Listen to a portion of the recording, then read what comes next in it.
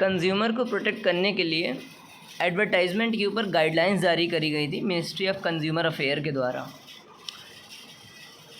CCPA एक authority है, central consumer protection authority. वो ये केस को हैंडल करेगी जहाँ पर एडवर्टीज़मेंट को मिसलीडिंग एडवर्टीज़मेंट जो इस्तेमाल किए जाएंगे। इसके ऊपर लिखने के लिए आएगा तो आपको जो याद रहेगा वो लिख दीजिएगा, लेकिन इस वीडियो को बनाने का पर्पज़ सिर्फ एक ये है कि सरोगेट एडवर्टीज़मेंट क्या होता है। एक इम्पॉर्टेंट सा वर्ड है, कभी आप इंटरव्यू देंगे तो शायद पूछा जाए। मेरे को अच्छा लगा, दमदार लगा, इसलिए वीडियो बना रहा हूँ। सरोगेट एडवर्टीज़मेंट का बेसिक मतलब बस ये होता है कि कुछ ऐसे एडवर्टीज़मेंट होते हैं, कुछ ऐसे प्रोडक्ट्स होते हैं जो सरकार के द्वारा बैन किए गए हैं कि आप उनको पब्लिकली जो है एडवर्टीज़मेंट नहीं कर सकते उनका।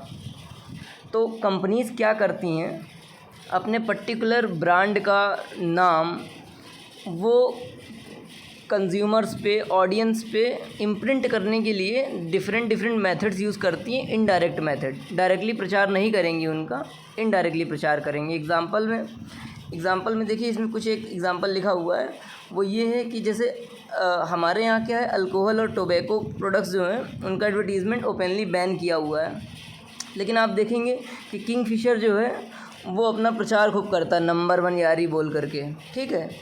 बाकी इसमें क्या क्या लिखा हुआ है कि big brands like back Piper soda, cassettes and CD क्यों लिखा है कि जैसे सोचो मूवी चल रही है तो मूवी में तुम्हारा एडवर्टीज़मेंट दिखा देगा तुम्हारे पर्टिकुलर वाइन का, है ना। ये सब प्रोहिबिटेड होता है।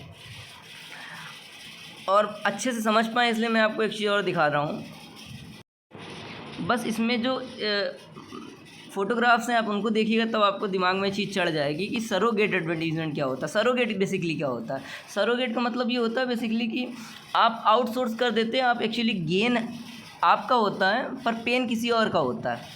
उसी प्रकार एडवर्टीज़मेंट के केस में क्या होता है, प्रोडक्ट आपका होता है, यानी कि ब्रांड आपका होता है और तरीका थोड़ा सा आप डिफरेंट करते हैं, ठीक है। जैसे कि ये जैसे टीम है, divided by teams and united by Kingfisher.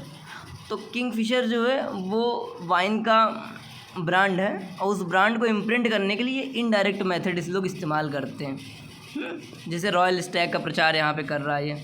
तो ये सब जो चीज़ें होती हैं ये सरोगेट एडवर्टीज़मेंट के अंतर्गत आती हैं। ये वर्ड इम्पॉर्टेंट है, होप यू अंडरस्टूड। बाकी आप इस स्मॉल न्यूज़ स्निपेट को देख लीजिए, इसमें काफ़ी कुछ, बहुत कुछ है इसमें। मतलब इतना अगर याद रह गया ना तो पक्का मेंस का आंसर याद अच्छा लिख पाएंगे हम लोग, है ना। पहला मिसलीडिंग एडवर्टीज़मेंट अपन को बताना है। इसका एक और एग्जांपल बताता हूँ मैं कि जब आपने कभी देखा होगा कि डिटॉल का एक बीच में प्रचार आया था या हैंड सैनिटाइज़र का, उसमें 100% बोल रहा था, 100% कीटाणु को मारने का बात। तो 100% तो नहीं मारता है ना, तो वो होते हैं मिसलीडिंग एडवर्टीज़मेंट, ठीक है। बाकी अब ये इसमें देखिए बेट एडवर्टीज़मेंट, आपको 3-4 नाम याद रह जाएंगे तो आप काम बन जाएगा मतलब हम लोगों का, है ना। सरोगेट और indirect advertisement. Free claims advertisement बताता है कि आपको बस रिसीव करने का पैसा लगेगा, आई मीन जो उसका कॉस्ट ना सेंड करने का वो उसका पैसा लगेगा, प्रोडक्ट का पैसा नहीं लगेगा। बेट एडवर्टीज़मेंट। उसके बाद व्हाट इज़ बैंड में आप देख लीजिए, अगर बच्चों को टारगेट करके उनकी निगेटिव बॉडी इमेज को प्रमोट कर रहे हैं तो वो चीज़ बैंड है। Advertisement giving impression that advertise products are better than natural और ट्रेडिशनल फूड, है ना, तो वो भी बैंड। फॉर एग्जांपल अभी कोई बताने लगे कि जो एलोवेरा आप अपने घर में उगाते हैं आप उसको इस्तेमाल मत करें, वो फ़ायदेमंद नहीं, हमारा प्रोडक्ट इस्तेमाल करें, तो वो मिसलीडिंग हो जाएगा, है ना, वो गलत हो जाएगा। बाकी claims that consumption of a product helps enhancing physical और mental ability without valid scientific evidence. ये क्यों आया एक आइडिया, क्योंकि हॉर्लिक्स हो गया और बॉर्नविटा हो गया, ये जो ब्रांड्स हैं ना, एक बीच में एक डिबेट आई थी, उसमें ये पता चला कि ये जो ब्रांड्स हैं आलमोस्ट सेम इंग्रेडिएंट इस्तेमाल करते हैं, ठीक है ना, और क्लेम करते हैं कि उनका प्रोडक्ट दूसरे प्रोडक्ट से बेटर है। तो उससे ये जो है पॉइंट निकला हुआ है कि फिज़िकल एंड मेंटल एबिलिटी को एनहांस करने के लिए अगर कोई व्यक्ति क्लेम करता है और विदाउट साइंटिफिक एविडेंस तो वो गलत है, ठीक है। Disclaimers by manufacturers and advertisements, ये एक अच्छा लाइन है, इम्पॉर्टेंट है। अभी हम लोग देखते हैं तो जो ये लोग प्रचार करते हैं ना, तो डिस्क्लेमर वाली लाइनें जो होती हैं बहुत छोटे छोटे फॉन्ट में लिख दी जाती हैं, लेकिन सरकार की गाइडलाइन के हिसाब से ये है कि आपका एडवर्टीज़मेंट का जो फ़ॉन्ट है ना, उसी फ़ॉन्ट में आपको जो है डिस्क्लेमर वाली डेटा लिखनी पड़ेगी।